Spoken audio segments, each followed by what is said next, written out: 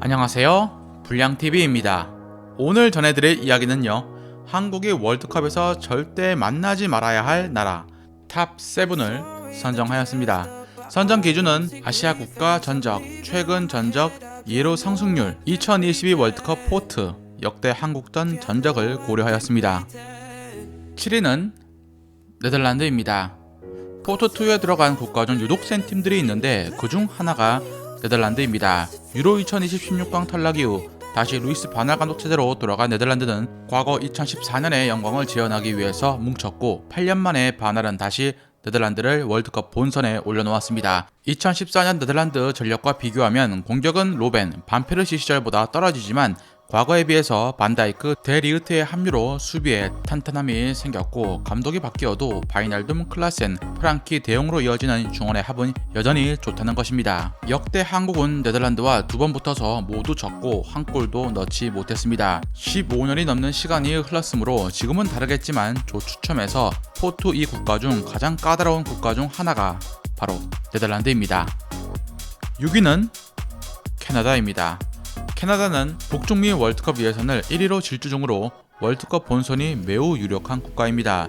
게다가 포트 4에 들어갈 수 있기 때문에 자칫 한국이 포트 3, 캐나다가 포트 4로 한 조에 묶이는 참사가 벌어질 수도 있습니다.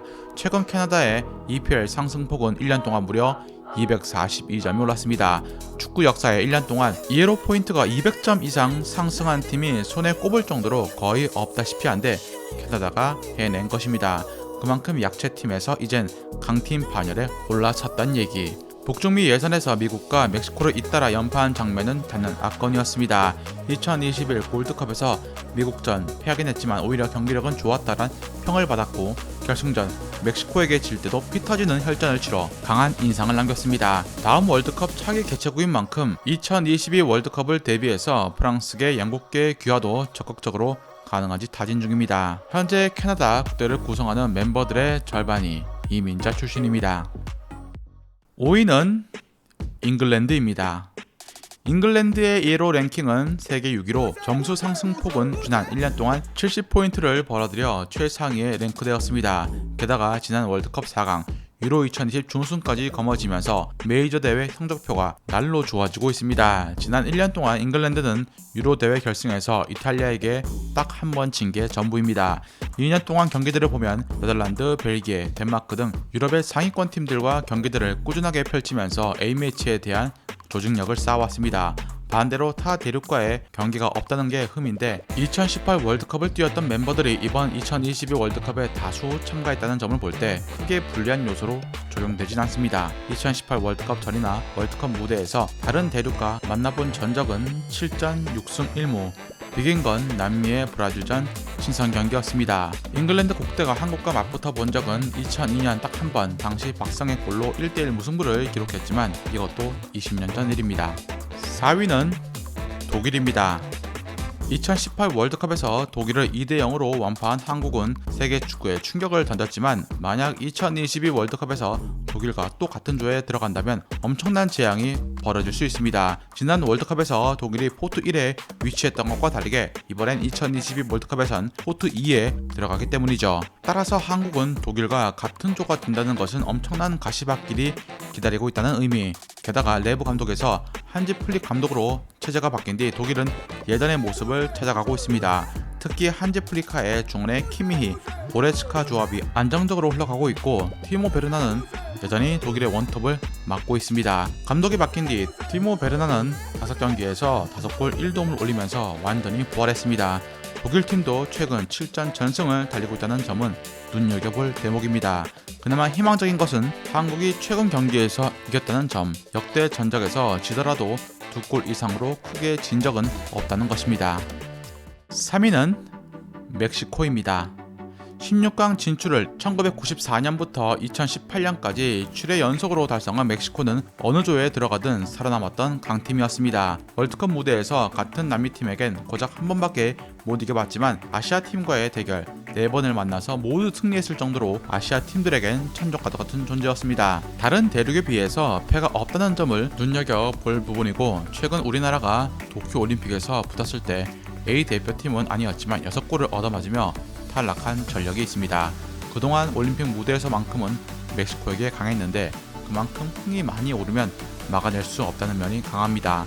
최근 벤투 감독의 후방 빌드업이 안정적으로 장착이 되긴 했지만 정상급 팀들을 상대로 과연 정상적으로 돌아갈 수 있을지는 의문입니다. 그만큼 멕시코는 전방 압박이 강한 팀으로 정평에 나 있죠. 우리나라가 역대 A매치 14번의 경기 중 이긴 적은 단 2번, 2001년과 2006년 시절 이야기입니다. 2위는 아르헨티나입니다. 아르헨티나는 2022년 2월 현재 지난 1년간 전 세계에서 가장 A매치 이에로 점수가 두 번째로 많이 올랐던 나라였습니다.